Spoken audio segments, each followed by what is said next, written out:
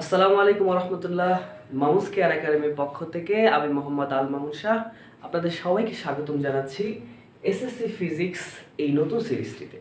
এই নতুন সিরিজটিতে যারা রয়েছেন তাদের জন্য ইনশাআল্লাহ তাআলা অনেক অনেক বেশি উপকারী হবে। আজকের প্রথম পর্বে আমরা খুবই গুরুত্বপূর্ণ একটা টপিকস এবং অনেক জটিল টপিকস, অনেক বাচ্চারাই বুঝতে পারে না, সেটা হলো গতি অধ্যায়ের লেখচিত্র।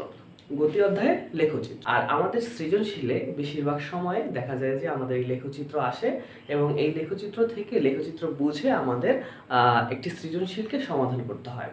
তো সেক্ষেত্রে লেখচিত্র বোঝাটা অনেক বেশি গুরুত্বপূর্ণ আমাদের জন্য। তো আমি এই যে গতি অধ্যায় লেখচিত্র নিয়ে এসেছি। এখানে আমি লিখেছি বেগ লেখচিত্র এবং ত্বরণ লেখচিত্র। তো এই বিষয়টা আলোচনা করার আগে সবার আগে আমাদের জানতে হবে যে লেখচিত্র জিনিসটা আসলে কি। ইতিমধ্যে ফিজিক্সের আগে আমরা গণিতে ষষ্ঠ সপ্তম অষ্টম শ্রেণীতে আমরা গ্রাফ করেছি। তো গ্রাফ করার ক্ষেত্রে আমাদের সর্বপ্রথম দুইটা অক্ষের প্রয়োজন হয়। আমরা গ্রাফ কাগজে এক্স অক্ষ এবং ওয়াই অক্ষ দুইটি অক্ষ আঁকি এবং দুইটি অক্ষতে ভিন্ন ভিন্ন দুইটা বিষয়কে আমরা উপস্থাপন করি। তো এই যে ফিজিক্সের ক্ষেত্রে দ্বিতীয় অধ্যায়ের গতি যে চ্যাপ্টারটা আছে, সেখানে আমাদের লেখচিত্র সাধারণত থাকে বেগ লেখচিত্র এবং ত্বরণ লেখচিত্র। তো এখন একটি লেখচিত্র দেখে আমার বুঝতে হবে যে এই লেখচিত্র কি বেগের লেখচিত্র নাকি ত্বরণের লেখচিত্র। তো এখন আমরা যে কোনো একটা লেখচিত্র দেখে কিভাবে বুঝবো যে এটি বেগ লেখচিত্র না ত্বরণ লেখচিত্র? তো সেজন্য আমাদের একটা বেসিক জানতে হবে, সেটা হলো বেগ কাকে বলে। সেজন্য আমাদের জানতে হবে কি বেগ কাকে বলে। তো আমরা জানি যে সময়ের সাথে স্মরণের পরিবর্তন হলো বেগ, বা স্মরণের পরিবর্তনের হার হলো বেগ। তো এখন এই যে বেগ বের করতে গেলে আমাদের স্মরণকে সময় দিয়ে ভাগ করতে হয়। বেগ বের করতে হলে কি করতে হয়? স্মরণকে সময় দিয়ে ভাগ করতে হয়, অর্থাৎ v সমান s/t। আর এখানে আমাদের যদি লেখচিত্রের মধ্যে y অক্ষের দিকে সময় এবং x অক্ষের দিকে সময় এবং y অক্ষের দিকে স্মরণ থাকে, তাহলে আমাদের বুঝতে হবে যে আমরা এখান থেকে বেগ আউটপুট পাব। তাহলে সর্বপ্রথম আমাদের যে কোনো একটা গ্রাফ বুঝতে হলে, একটা উদ্দীপক লেখচিত্রের একটা উদ্দীপক বুঝতে হলে আমাদের সর্বপ্রথম দেখতে হবে যে এক্স অক্ষের দিকে কি আছে এবং ওয়াই অক্ষের দিকে কি আছে। যদি এক্স অক্ষের দিকে সময় থাকে এবং ওয়াই অক্ষের দিকে স্মরণ থাকে, তাহলে স্মরণকে যদি আমরা সময় দিয়ে ভাগ করি তাহলে আমরা বেগের লেখচিত্র পাবো। তাহলে এই যে আমরা এখানে দেখলাম বেগ সমান স্মরণ বাই সময়, ঠিক একইভাবে লেখচিত্রের ক্ষেত্রেও যখন আমরা দুইটা দাগ দিব, অর্থাৎ দুইটা অক্ষ কল্পনা করব, এক্স অক্ষ এবং ওয়াই অক্ষ, এক্স অক্ষের দিকে যদি সময় থাকে এবং ওয়াই অক্ষের দিকে স্মরণ থাকে, তাহলে আমরা বুঝবো এটা হলো কি বেগ লেখচিত্র। আচ্ছা, অনেকের কাছে একটু কঠিন লাগতে পারে, আমরা দূরত্ব, স্মরণ, দ্রুতি, বেগ, ত্বরণ, মন্দন এই 6টা বিষয় যদি না বুঝে থাকি তাহলে কিন্তু এই ক্লাসটা বুঝতে পারবো না। তো সেই জন্য আমি আরও একটি ভিডিও তৈরি করবো ইনশাল্লাহ এই 6টা বিষয়কে সামনে তুলে ধরার জন্য। আচ্ছা, তো এখন আমাদের এই যে সময় থাকবে এক্স অক্ষের দিকে এবং ওয়াই অক্ষের দিকে থাকবে স্মরণ। তাহলে স্মরণ বাই সময় যদি থাকে তাহলে আমাদেরকে কি করতে বুঝতে হবে যে এটি একটি বেগ লেখচিত্র।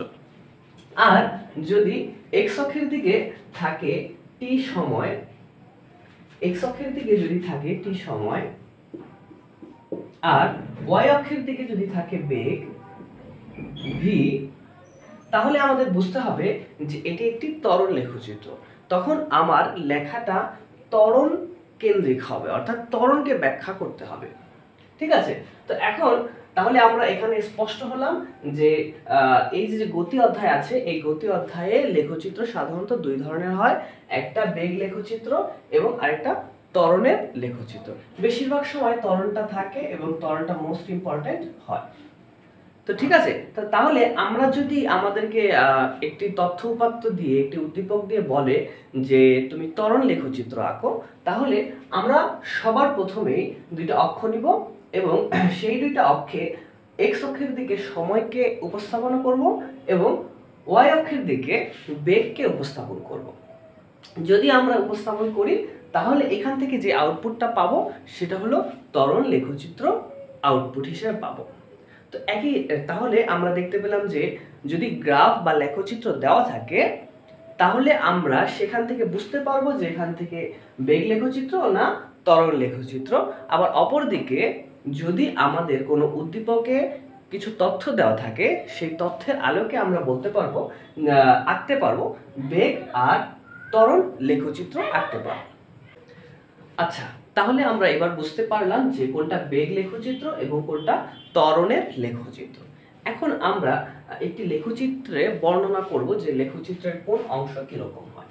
তো সর্বপ্রথম দেখো যে এখানে সময় আর সরণ আছে, এটা বেগ লেখচিত্র। এখন এখান থেকে আমাদের তিনটা স্টেপ আমি এঁকেছি।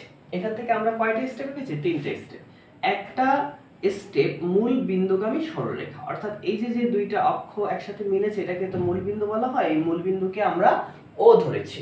তো এই ও বিন্দুগামী যে সরলরেখাটা আছে সেইটা যদি থাকে তাহলে এখানে বুঝতে হবে যে আমি এখানে তো অবশ্যই বেগ পাবো, কিন্তু বেগটা কোন ধরনের। তো এখানে আমরা বেগ পাবো সুষম বেগ। সুষম বেগ কি পাবো?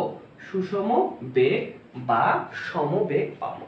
এখানে যদি এমন একটা রেখা থাকে যেই রেখাটা মূল বিন্দুগামী সরলরেখা, অবশ্যই বাঁকা হওয়া যাবে না, সোজা হতে হবে, সরলরেখা মানে সোজা হতে হবে।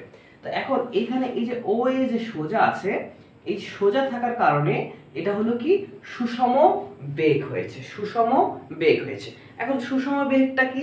সুষম বেগটা হলো যে সময়ের সাথে এই যে সরণ এটা নির্দিষ্ট একটা হারে বাড়তেছে, অর্থাৎ সময় বাড়তেছে তার সাথে সাথে গড় একটা মানে বের হচ্ছে, এই সরণটা বৃদ্ধি পাচ্ছে। আচ্ছা, তাহলে এই ও এ এই অংশটা দিয়ে কি বোঝায়? ও এ অংশটা দিয়ে সুষম বেগ বোঝায়। ধরো এখানে আমি দিলাম যে প্রথম 5 সেকেন্ডে একটি বস্তু 5 মিটার গেল, 5 মিটার গেল। তার পরবর্তী 5 সেকেন্ডে একটি বস্তু, অর্থাৎ 10তম সেকেন্ড পর্যন্ত একটি বস্তু 10 মিটার গেল।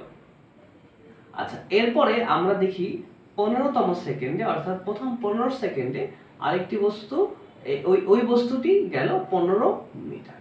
তাহলে আমরা দেখতে পাচ্ছি যে সময়ের সাথে যে অবস্থানের পরিবর্তনটা হচ্ছে এটি একটি নির্দিষ্ট হারে একই রকম হচ্ছে।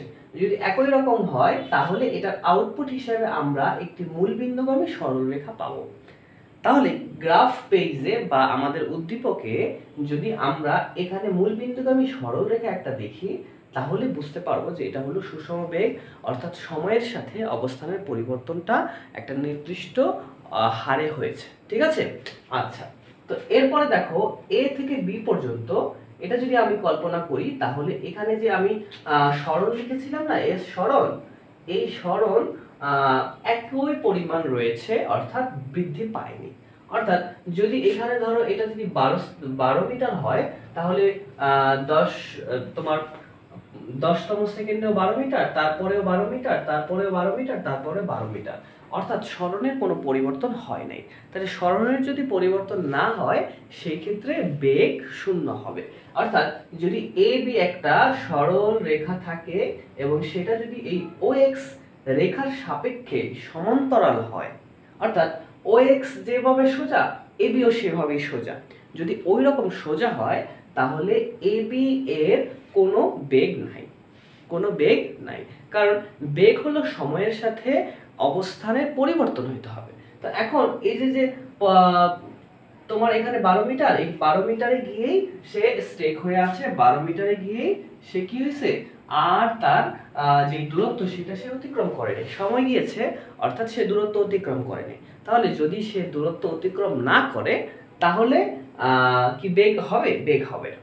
ধরো তুমি মোটরসাইকেল দিয়ে 5 মিটার 10 মিটার এভাবে করে অনেক দূর যাওয়ার পর একটা জায়গায় বন্ধুর সাথে দাঁড়িয়ে গল্প করছো। দেখো বন্ধুর সাথে দাঁড়িয়ে গল্প করলে সময় কিন্তু তোমার পার হচ্ছে, কিন্তু তোমার অবস্থানের কিন্তু পরিবর্তন হচ্ছে না। যদি সময়ের সাথে তোমার অবস্থানের পরিবর্তন না হয় তাহলে বেগ কি হবে? শূন্য হবে। আর এখানেও আমরা দেখতে পাচ্ছি যে এই যে উপরের দিকে যে সরণ, অর্থাৎ আমি কত মিটার দূরত্ব অতিক্রম করলাম, এটা পরিবর্তন হচ্ছে না। অর্থাৎ সে যাকে আমি কল্পনা করছি বা যার আমি বেগ হিসাব করছি, সে আসলে তার অবস্থানের পরিবর্তন করছে না। তাহলে এটা কি হবে? বেগ শূন্য হবে। আরও একটা বিষয়, সেটা হলো যে আমাদের কিন্তু অবশ্যই যে কোনো একটা অঙ্ক হোক, একটা প্রশ্ন হোক, বাস্তবতার সাথে মিলিয়ে চিন্তা করতে হবে, ঠিক আছে? এখানে যেমন আমরা 5 মিনিটে 5 মিটার, 10 মিনিটে 10 মিটার, তারপরে 15 মিনিটে আর 15 মিটার গিয়েছে। যদি এইভাবে হয় তাহলে কিন্তু সে প্রত্যেক মিনিটে সমান দূরত্ব অতিক্রম করছে। তাহলে যদি কেউ মোটরসাইকেল চালায় তাহলে তার স্পিড সমান হবে না? তাহলে এই যে বেগ, এই বেগটা সুষম বেগ হবে। অর্থাৎ তার অবস্থানের পরিবর্তন হচ্ছে, তার বেগ আসছে, কিন্তু বেগটা হবে সুষম বেগ। আর যদি এই ওএক্স এর একদম সমান্তরাল হয়, তাহলে আমরা বুঝবো যে সেই ব্যক্তি বা সেই মোটরসাইকেল বা সেই গাড়িটা স্থির আছে। অর্থাৎ সে তার অবস্থানের পরিবর্তন করছে না, আর অবস্থানের পরিবর্তন না করলে বেগ শূন্য হবে, ঠিক আছে? আর এখান থেকে আমরা বি থেকে সির দিকে দেখছি যে এই ওএ রেখার বিপরীত, এই ওএ রেখার বিপরীত অবস্থা এখানে প্রকাশ করছে। তাহলে ওএ রেখার বিপরীত অবস্থা মানে কি? এইখানে হলো সময়ের সাথে অবস্থানের পরিবর্তন বারবার হয়েছে, তার কারণে এখানে সুষম বেগ হয়েছে। আর এইখানে বেগ হ্রাস পাচ্ছে। এখানে কি হচ্ছে? বেগ হ্রাস পাচ্ছে। অর্থাৎ এই বি থেকে সি এর দিকে আমরা দেখছি দূরত্ব আস্তে আস্তে আস্তে আস্তে আস্তে আস্তে সময়ের সাথে কম যাচ্ছে। তার মানে তার গতিবেগটা স্লো হয়ে যাচ্ছে। যেমন হাইওয়ে রোডে যদি কেউ মোটরসাইকেল চালায় তাহলে সেক্ষেত্রে অনেক স্পিডে চালায়, কিন্তু যদি একটা এলাকার চিপা ছোট রাস্তার মধ্যে দিয়ে যায় তাহলে সে কিন্তু স্পিডটা অনেকটা কমিয়ে দেয়। কিন্তু এই ক্ষেত্রে এই যে বিসি, অর্থাৎ এই মূল বিন্দুগামী সরলরেখার দিকে না গিয়ে তার উল্টা দিকে যাচ্ছে, অর্থাৎ মূল বিন্দুর দিকে যাচ্ছে না।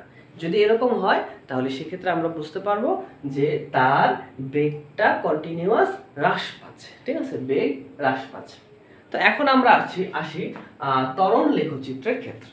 ত্বরণ লেখচিত্রের ক্ষেত্রে বেগ ভাগ সময় আছে। ঠিক একইভাবে এইখানে যেহেতু আমরা সরণ বাই সময় দিয়ে বেগ পেয়েছিলাম, আর এইখানে বেগ বাই সময় দিয়ে আমরা কি পাবো? ত্বরণ পাবো। এখানে আমরা ত্বরণ পাবো, ঠিক আছে? আচ্ছা, তাহলে এই যে এটা মূলবিন্দুগামী সরলরেখা, ওই মূলবিন্দুগামী সরলরেখা, সুতরাং এখানে সুষম ত্বরণ বা সমত্বরণ হয়েছে, সুষম ত্বরণ বা সমত্বরণ হয়েছে। অর্থাৎ প্রত্যেক সেকেন্ডে তার যে বেগ বৃদ্ধিটা এটা সুষম আছে। অর্থাৎ প্রথম সেকেন্ডে তার বেগ বৃদ্ধি 5, পরবর্তী সেকেন্ডে তার বেগ বৃদ্ধি 10, পরবর্তী সেকেন্ডে তার বেগ বৃদ্ধি 15, অর্থাৎ প্রত্যেক সেকেন্ডে 5 করে বেড়েছে। তাহলে এই যে একটা সুষম অবস্থা, এই জন্য বলা হয়েছে এটা হলো সুষম ত্বরণ, ঠিক আছে? আচ্ছা, তাহলে এই গেল, এটা হলো সুষম ত্বরণ। এখন এখানে একটা মজার ইন্টারেস্টিং বিষয় আছে, এই ইএফ। এখন এই ইএফ আমরা দেখতেছি সময়ের সাথে সাথে ইএফ আর কি করতেছে না, বেগ বাড়তেছে না। তো যদি বেগ না বাড়ে তাহলে এখানে কি ত্বরণ হবে? হবে না। কারণ আমরা জানি যে বেগের পরিবর্তন হলেই কেবল ত্বরণ হয়। তো এখন যেহেতু বেগের পরিবর্তন হচ্ছে না, বেগ এখানে যদি আমি 15 ধরি, 15 metre per second, 15 metre per second ধরি এখানে, তাহলে এই 15 মিটার পার সেকেন্ড করেই কিন্তু এটা একই রকম রয়েছে, অর্থাৎ বেগের পরিবর্তন হচ্ছে না। আর বেগের পরিবর্তন যদি না হয় তাহলে কিন্তু ত্বরণ হওয়া সম্ভব না। অর্থাৎ এখানে আমি লেখচিত্রটা ত্বরণের করেছি, কিন্তু এটা সোজা হয়ে যাওয়ার কারণে এটা ত্বরণ না হয়ে এটা সমবেগ হয়েছে, অর্থাৎ বেগের পরিবর্তন হয়নি। আর আমরা জানি যে ত্বরণ হলো বস্তুর অসমবেগ, বস্তুর অসমবেগের হার হলো ত্বরণ। অর্থাৎ সমবেগ হলে যেহেতু বেগের পরিবর্তন হচ্ছে না, তাই তার ত্বরণও হবে না। তাহলে এখানে ইএফ আমরা দেখতে পাচ্ছি, এই ইএফটা কি হবে ভাইয়া? এই ইএফটা সমবেগ হবে, অর্থাৎ এখানে ত্বরণ কোনো কাজ করবে না। আর এইখানে আমরা এফ আর জি পর্যন্ত দেখছি যে এখানে হলো এই মূলবিন্দুগামী সরলরেখা, অর্থাৎ সুষম ত্বরণের বিপরীত। তাহলে বেগের ক্ষেত্রে আমরা দেখেছিলাম যে এখানে এই যে সুষম বেগের বিপরীত মানে বেগ হ্রাস পাচ্ছে, আর এখানে ত্বরণের ক্ষেত্রে এখানে বেগ বৃদ্ধি হচ্ছে, আর এইদিকে কি ভাইয়া? বেগ হ্রাস পাচ্ছে। আর যদি বেগ হ্রাস পায় তাহলে সেটাকে বলা হয় মন্দন। সেটাকে কি বলা হয়? মন্দন। তাহলে এফ থেকে জি পর্যন্ত কি হবে? মন্দন হবে। এফ থেকে জি পর্যন্ত কি হবে? মন্দন হবে, ঠিক আছে? তো ভিডিওটা অনেক বড় হয়ে যাচ্ছে। ইনশাআল্লাহ নেক্সট এপিসোডে আমরা লেখচিত্র সম্পর্কে আরও অনেক কিছু জানবো এবং একটা সৃজনশীল প্রশ্ন সমাধান করব। আজকে এই পর্যন্তই। আসসালামু আলাইকুম ওয়া রাহমাতুল্লাহ।